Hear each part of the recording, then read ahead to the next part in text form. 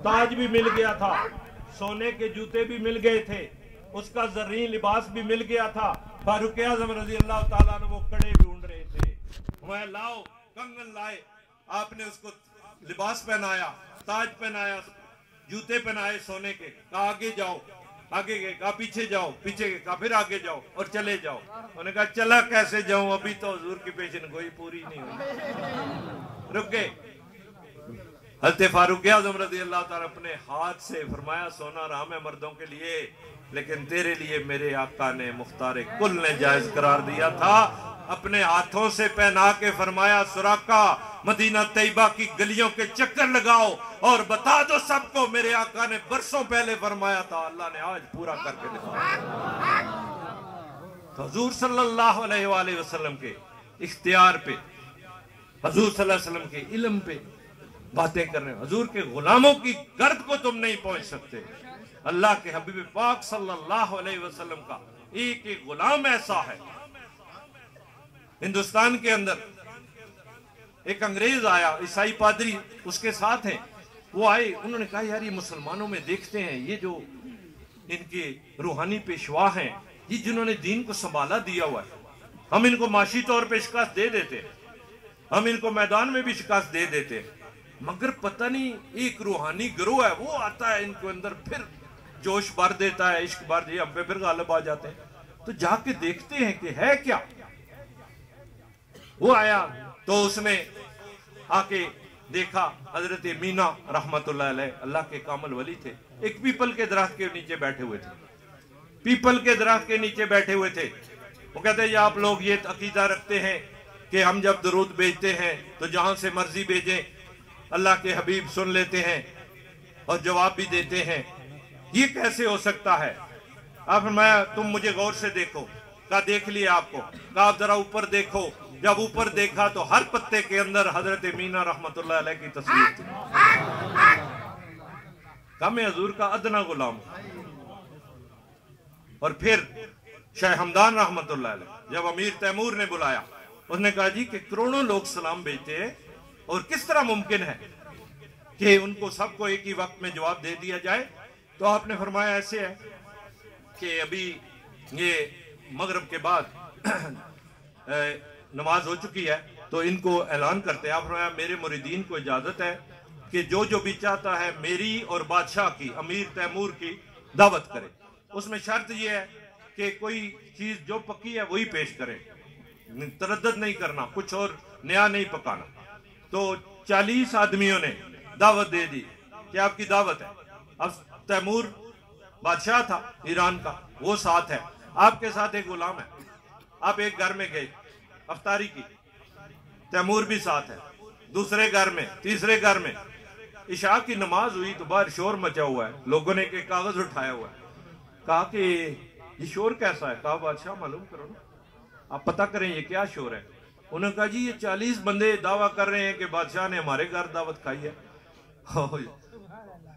शाह हमदान साथ थे, उन्होंने हमारे साथ जो है मिल के दावत खाई है 40, और उनके पास कागज भी उठाए हुए हैं। कहते जो जो उन्होंने गजल वहां पे कही है वो भी लिखी हुई है उनके पास। तो आपका जो गुलाम था उसने वो 40 गजलें जो थी उसने वो सारी की सारी लिख ली हुई थी। तो जब मिलाया गया तो 40 की 40 वही थी। तो उस वक्त आपने फरमाया मैं अपने आका का अदना गुलाम हूं, एक वक्त में 40 जगह जा सकता हूं, तो मेरे आका के लिए क्या मुश्किल। हुजूर नबी पाक सल्लल्लाहु अलैहि वसल्लम के गुलामों की शान है, ये शान है खिदमतगारों की, सरकार का आलम क्या होगा। तो हुजूर नबी पाक सल्लल्लाहु अलैहि वसल्लम की जाते ग्रामी से इश्क करने वाले, मोहब्बत करने वाले जो भी हों उनके साथ अपनी अकीदत वाबस्ता करें।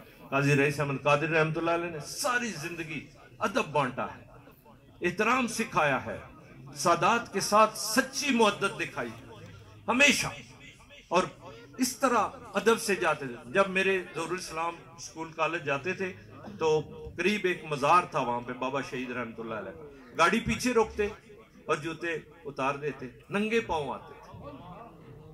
मैं बड़ा हैरान होता कि देखें रास्ते में कांटे भी हैं ये तो, लेकिन मैंने पूछा जी क्यों आप ये उतार देते हैं? कहते अल्लाह का वली सोया हुआ है, कैसे जूते पहन के सामने से उतार। तो ये अल्लाह वालों की शान है कि जहां भी वो जाते हैं वो अदब सिखाते हैं। अल्लाह के हबीब सल्लल्लाहु अलैहि वसल्लम, मन कान लिल्लाह कान अल्लाह लहू, जो अल्लाह के लिए हो गया अल्लाह उसका हो गया, जिसका अल्लाह हो गया उसको क्या कमी है। तो अल्लाह तबारक व तआला ने नस्तियों की ड्यूटियां लगाई। अब सब गवाह हैं, यहाँ पे जो अजाब आया था इस बस्ती के ऊपर, जज़ाम का कोड़ का अजाब आया था, वो किसने दूर किया था? कोड़ों का आता कहते थे इसको। हमें पता है, हमें वालिदैन ने ये सिखाया था कि ये जो काजिया शरीफ के अंदर औलिया इकराम आए और उस बीमारी का खात्मा हुआ, उसका ही खात्मा नहीं हुआ बल्कि इश्क के मुस्तफा के चिराग रोशन किए लोगों के दिलों के अंदर। आज ये देखो जितने बुजुर्ग यहाँ मौजूद हैं, ये नमाजी भी हैं, परहेजगार भी हैं, तजद खान भी हैं, इनके चेहरों पे नूर है। ये इन औलिया इकराम की निस्बतों की वजह से ये बचे हुए शैतान से। आज के बैत जरूरी है, बैत कोई जरूरी है? मैंने कहा शैतान कह रहा है लाउवियन्नहुम अजमईन, मैं सबको गुमराह करूंगा, हर रास्ते पे बैठ जाऊंगा, जितने सिराते मुस्तकीम के रास्ते बैठ जाऊंगा उनको गुमराह करूंगा, सबको गुमराह करूंगा। इल्ला इबादक मिनहुम मुखलसीन, मेरे मुखलस बंदों पे तेरा जोर नहीं चलेगा, रब ने फरमा दिया। तो इन मुखलस बंदों के पास जो पहुंच जाता है वो फिर महफूज हो जाता है। बायजीद बस्तामी रहमतुल्लाह अलैह, शैतान आ गया, इब्लीस, आपने उसको उल्टा लटका दिया, कहा तुझे कहा नहीं था मेरी बस्ती में नहीं आना, क्यों आए? तो मैंने जब ये बयान किया तो किसी ने मुझसे कहा जी इसका कोई सबूत भी है शरीयत में? मैंने कहा मुझसे पूछोगे तो करंट उधर से आता है, करंट इधर से आता है, ये पता नहीं कितने करंट मिले हुए और ये डायरेक्ट करंट है, अभी ये वापस ले लेंगे ना तो मैं अगली बात भी नहीं कर सकूंगा। तो मैंने कहा कि हज़रत अबू हुरैरा रज़ियल्लाहु ताला अन्हु को हुज़ूर ने फरमाया ये माले फितराना का माल है, इसकी हिफाजत करना। अबू हुरैरा चौकन्ना रहना, चोर आएगा रात को। वो बैठे हुए सब तरफ देख रहे। थोड़ी देर के बाद देखा तो एक बंदा जो है वो चादर बिछा के वो गल्ला उसमें डाल, जाके पकड़ लिया उसको, चल तुझे हुजूर की बारगाह में लेके जाऊंगा, तू चोर है। वो रोने लग गया, ऐसे चत्ते किए कि मैं भूखा था, बिल्कुल घर में कुछ नहीं था। मैं उनका ये मुसलमानों का की इमानत है, माल है, रात इसको इधर ही छोड़ दिया। सुबह की नमाज हुई, हुजूर ने सलाम फेरा, पूछा अबू हुरैरा रात के चोर का क्या हुआ? अभी बताया नहीं है हजूर रात के। या रसूलल्लाह, उसने बड़ी मिन्नतें की, कहता था बड़ा मजबूर हूं मैं, झूठा फिर आएगा। दूसरे दिन फिर वो रूप बदल के आ गया, हड्डियों का ढांचा, कहता मेरे घर में चले, आप मेरे बच्चों को देखे ना, मुझे खुद उठा के दे देंगे। बड़ी जारियां की हैं, आपने छोड़ दिया। फिर हुजूर ने फरमाया रात के चोर का क्या हुआ? या रसूलल्लाह, इस तरह मिन्नतें कर रहा था, कसमें खा रहा था, फरमाया झूठा फिर आएगा। तीसरे दिन जब आया ना तो फिर आपने कहा आज तो नहीं छोड़ूंगा, आज सरकार की बारगाह में लेके जाओ। अच्छा मैं आपको एक बात बताता हूँ, काम की बात बताता हूँ, वो ये है कि अगर कोई बंदा रात को आयतल कुर्सी पढ़ के ना सो जाए तो उसका माल चोर नहीं चुरा सकता। आपने क्योंकि आयतल कुर्सी के फजाइल हजूर से सुने हुए थे और ये भी सुना था कि जो कोई अच्छी बात बताए उसको माफ कर देना है, तो आपने उसको छोड़ दिया। जब गए हजूर, रात के चोर का क्या हुआ? या रसूलल्लाह, उसने आज बड़ी काम की बात की है, उसने कहा कि जिस माल के ऊपर आयतल कुर्सी पढ़ के फूंक दे वो माल जो है उसको चोर नहीं चुरा सकता। हजूर ने फरमाया वो था झूठा, तो मैं सच्ची बात बता गया। या रसूलल्लाह कौन था? फरमाया वो इब्लीस था। और कौन था? शक्लें बदल के आता था। तो ये हजूर नबी पाक सल्लल्लाहु अलैहि वसल्लम का फैजान है। आप फरमाते शैतान जो है वो मेरी उम्र का रास्ता छोड़ देता है। अल्लाह के हबीब पाक सल्लल्लाहु अलैहि वसल्लम ने ऐसा तज़किया फरमाया, ऐसा तज़किया फरमाया, और हमले होते हैं। अब मैंने जब एक दफा सुना कि इब्न आलम के इल्म में है ये बात, डॉक्टर इसरार अहमद दुनिया से चले गए, उन्होंने बयान किया नाउज़ुबिल्लाह हजरत अली करम करीम ने नशे की हालत में नमाज पढ़ा दी। मेरा सीना खोल उठा। मैं इंतजार करता था कि जुम्मे को तो अभी 5 दिन बाकी है, कैसे गुजरेगा। जुम्मा गुजरा, मैंने वहां पे बयान करना शुरू किया। मैंने कहा हुजूर की सिफ्त है, सिफ्त ज़कियत, तज़किया करना, यही मेरा आज का मौजू था। मैंने कहा कि ये जालिम ये बयान करना चाहते हैं कि हुजूर ने जिसका सबसे ज्यादा तज़किया किया वो नाक़िस थे। मेरे आका की गोद में जिन्होंने आंख खोली मेरे आका ने जवाब मुबारक की गुट्टी अता फरमाई, मेरे आका ने सबसे ज्यादा तरबियत उनकी फरमाई, उनके बारे में ये गुमान पैदा करना चाहते हैं। हरगिज ऐसा नहीं है। मौला मुर्तज़ा करीम का फरमान सुन लो, आपने फरमाया मुझे मालूम हो इस दरिया के अंदर शराब के कतरे मिलाए गए हैं, मैं उस दरिया की मछली नहीं खाऊंगा। फरमाया अगर मुझे मालूम हो गए यहाँ पर एक तालाब था, उसमें किसी ने शराब उंडेली और फिर उसको मट्टी से भर दिया गया, उस पर मीनार बनाया गया, मुझे कहा जाए उस पे अजान कहो तो मैं वहां अजान नहीं कहूंगा। मैंने कहा उनका तो आका ने ऐसा तज़किया किया था। और फिर डॉक्टर ताहिर कादरी, अल्लाह उनको लंबी उम्र अता फरमाए, मैंने तो 6 घंटे का बयान किया था, उन्होंने मेरे ख्याल 8 घंटे का बयान किया। और फिर वो मैंने कैसेट अपने हाल में वहां पे निजाम था सुनाई, किबला आलम भी तशरीफ लाए, उलमा को बुला के सुनाया सारा कि देखो किस तरह ये हमारे अकाबर के ऊपर हमला आवर होते। और ये वाकया जो था किसी और सहाबी से मंसूब था, हजरत अली मुर्तज़ा करीम के ऊपर लगाने का मकसद क्या था, ताकि उनकी शान कम की जाए, उनकी मोहब्बत कम की जाए। तो इसलिए ये बात जो मैंने कही थी कि पीर जमात शाह रहमतुल्लाह अलैह ने जो फरमाया ना, अकीदा पुराना ही रखो तब महफूज रहोगे।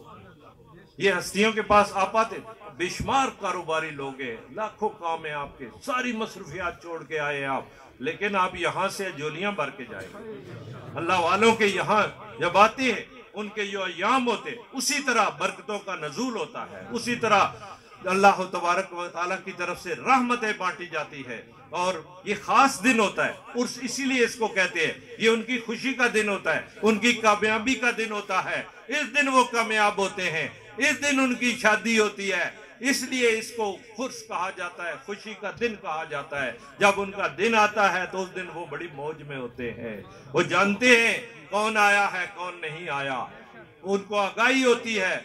अल्लाह तबारक व तआला के बंदे कब्रों के अंदर जो है वो तसर्रुफ फरमाते हैं। हज़रत दाता सरकार ने फरमाया तुम अपने माँ बाप को इसाले सवाब करते रहो, उनको अपनी दुआओं में सदकात में याद करते रहो, जब तुम्हारे ऊपर मुश्किल आएगी वो ख्वाब के अंदर तुम्हें आके आगाह करेंगे। कोई नेमत आने वाली होगी, वो आके परेशानी के आलम में आएंगे और आपको मालूम होगा कोई मुसीबत आने वाली है, कोई नेमत आने वाली होगी, उनके चेहरे पे खुशी होगी। और ये हकीकत है। तो अल्लाह तबारक व तआला के वो बंदे के जिन्होंने पूरी जिंदगी ही दीन के लिए वक्फ कर दी, रोजा रख के जाते थे। काजी रईस अहमद कादरी रहमतुल्लाह अलैह कचहरी में ड्यूटी करते थे और घर आके रोजा अफ्तार करते थे। चौधरी निसार अली खान ने कहा था आपने CSS पास किया हुआ है,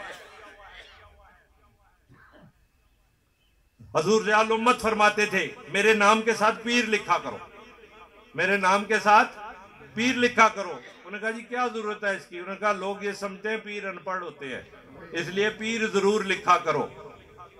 तो ये CSS पास थे रईस अहमद कादरी रहमतुल्लाह अलैह। इतनी बड़ी तालीम जो निसार अली खान ने कहा कि आपको ऊपर पहुंचाते हैं, असिस्टेंट कमिश्नर फिर डिप्टी कमिश्नर, फरमाया अगर रहने देना है तो इधर रहने दो, मैं लोगों की खिदमत के लिए बैठा हूं, नहीं मंजूर है तो इस्तीफा लिख के इधर ही दे के चला जाऊंगा। ये है फकर। फिर सुल्तान अली शाह जी रहमतुल्लाह अलैह आपके सामने बैठे, मुहद्दिस आजम पाकिस्तान के आप शागिर्द रशीद है। फिर अब्दुल्ला शाह जी ने वहां भेजा था इनको पढ़ने के लिए। वालिद ग्रामी ने इतना इल्म दिया, बचपन से इतना कुछ इनको मिला। मैं फौज के इनके जो CEO थे उनको भी मिला हूं, उन्होंने कहा हमने वहां इनकी करामात देखी है। हम जनरेटर लगा के फिल्में देखते थे, ये मना करते थे, आग लग गई, हम दौड़ते हुए नाराए तकबीर, नाराए रिसालत, नाराए हैदरी, आस्ताना आलिया पंगाली शरीफ, आस्ताना आलिया पंगाली शरीफ। तो वो कहते हैं कि हम देखा ये आग बुझने वाली नहीं है। हुआ ये है कि वो खत्म हो गया पेट्रोल, एक आदमी भेजा पेट्रोल लेके आया और वो लालटेन साथ थी, वो पेट्रोल डालने लगा, पेट्रोल गिरा, बत्ती को आग लग गई लालटेन को, और फिर वो सब जगह फैलना शुरू हो गई। तो कैन उठा के उसने बाहर फेंका, बाहर गाड़ियां खड़ी थी, उनके ऊपर वो नाचता हुआ और आग बरसाता हुआ नीचे गिर गया। और नीचे जहां गिरा उस गाड़ी का बिल्कुल नीचे वो टैंकी थी, उसके नीचे। अब वो आए दौड़ते हुए, हजरत आग लग गई। फरमाया तुम्हें ट्रेनिंग दी हुई है ना, आग आग करो बुझ जाएगी। उन्होंने कहा ये आग आग से बुझने वाली नहीं है, आप आ जाए। तो काम में मना करता था नहीं, ये काम आइंदा नहीं करेंगे। चले गए, आप हाथ रखते थे, आग बुझती चली जाए। और फिर वो बड़ा कैन जो था, जब उस पे हाथ रखा बुझ गई, जैसे उठाया फिर लग गई। फरमाया अच्छा ऐसे करो, इस पे मैं हाथ रखता हूँ, न्यूट्रल करो इसको, पीछे धक्का दो, उसको वहां से निकाला। अब लोग इंतजार कर रहे, वो सीओ साहब मुझे बताते हैं, लोग इंतजार कर रहे थे, जाहिर है इंक्वायरी होना थी, इतना बड़ा नुकसान होने लगा था। तो कहते हैं साहब की छुट्टियां रुकी हुई हैं। ड्राइवर ने जाके कहा जी इंक्वायरी कब होगी? सारे दरखास्तें पुटअप करना चाहते हैं छुट्टी के लिए। उसने कहा इंक्वायरी तुम्हें मालूम नहीं है, अगर ये सैयद हम में ना होते तो मैं भी आज जेल में होता। वो मेजर सदीक साहब आज भी हयात हैं और उनके बेटे ब्रिगेडियर बड़े बड़े ओहदों के ऊपर हैं। तो ये अल्लाह वालों की शान है, जहां भी जाते हैं। हादसा हुआ, उन्होंने कहा जी बेहोश करेंगे। कहा मुझे बेहोश करने की जरूरत नहीं। कहा नहीं नहीं, उसके बगैर तो ऑपरेशन नहीं होता ना, पूरी टांग है, इसको हमने प्लेटें डाल ली हैं, राड डाल रहे हैं, तो कैसे होगा? कहा अच्छा कर लो कोशिश। वो कहते हैं जी हर इंजेक्शन लगाया, सुल्तान अली शाह जी बेहोश नहीं हुए। फरमाया देखो फिर ऐसे करो, मेरी बात मानो, इधर सामने पर्दा लटका दो, मैं दुरूद पाक पढ़ रहा हूं, तुम अपना काम करो। और उस वक्त इतना आसान नहीं था ऑपरेशन। वो मेजर सदीक साहब ने मुझे बताया कि वो जनाब छेनी थोड़ा लेके ना तो उसको काटते थे हड्डी को। तो कहते हैं कि इनको पता ही कोई नहीं है, ऑपरेशन हो गया, सब कुछ हो गया सारा। तो उन्होंने कहा ये सारी शानें हमने वहां पे देखी और वहां से हम इनके मुरीद है फौज से। तो ये तो अपने आप को छुपाते हैं। मैं जब गया, मैं ग्रेजुएट था, मैं सीधी सी बात आपको बताता हूँ। तो एक चिट आई, प्रोफेसर इजाज अहमद खताब फरमाएंगे। अब मैं प्रोफेसर हूं तो उठू ना, मैं बैठा रहा, मैं कहा नहीं उठता, मैं हूं ही नहीं। थोड़ी देर बाद वो मेरे पास आ गया खादम, मैंने कहा जी हजरत साहब ने अपने हाथ से लिखा है। मैंने कहा ये मुझे जरा दे दो कागज। जब मैंने लिया कागज तो मैंने कहा हुजूर बात यह है कि मैं प्रोफेसर नहीं हूँ। कहते नहीं आप प्रोफेसरों से अच्छा बोलते हैं। मैंने कहा बोलना और बात है, मैं प्रोफेसर, उसके लिए क्या चाहिए? ये बड़े सादा बन जाते हैं, सब कुछ जानते हैं, सारा कुछ जानते हैं, लेकिन उसके लिए क्या चाहिए? मैंने कहा जी उसके लिए कम से कम MA की डिग्री चाहिए होती है। कहा एक नहीं, आप हंसते खेलते 3 डिग्रियां जो वो करेंगे और उसके बाद जितनी मर्जी कर लेना, ये आपकी मर्जी के ऊपर। और मैंने हंसते खेलते पहले इस्लामियात में किया, फिर तारीख में किया, फिर उर्दू में MA किया, और उसके बाद जो है फिर मुझे अब PhD की भी ऑफर मिली हुई है शाह हमदान रहमतुल्लाह अलैह के उस यूनिवर्सिटी में, वहां पर ताजिकिस्तान में। तो ये जिसको जो चाहे ना बनाना चाहे बना सकते हैं। ख्वाजा बाकी बिल्ला मुजद्दिद अफसानी रहमतुल्लाह अलैह के मुर्शद हैं। नौजवान को बुलाया, 21 साल का नौजवान है सुल्तान मोहम्मद। आज तक यूरोप वाले हैरान हैं, उस तारीख को खंगाल रहे हैं। ये नामुमकिन फतह है, किस तरह से ये किला फतह हुआ है, हो ही नहीं सकता। बहरी रास्ता बंद किया हुआ है, शिप खड़े किए हुए, फौजें खड़ी की हुई हैं। आपने सुल्तान मोहम्मद से फरमाया जाओ, कस्तंतनिया की फतह तुम्हारे नाम लिख दी गई है। वो गए और पता चला उधर से रास्ता बंद है। उन्होंने कहा लकड़ी के तख्ते बनाओ, लकड़ी के तख्ते बनाए। कहा इसके ऊपर ना जरा चर्बी लगाओ, चर्बी लगाई। कहा आप इन जो बेड़े हैं ना, इनको इसके ऊपर घसीटते हुए ले जाओ। और घसीटते हुए ले गए और उस किले के नीचे जाके जब नाराए तकबीर बुलंद किया तो पता चला कि ये इस्लाम का लश्कर।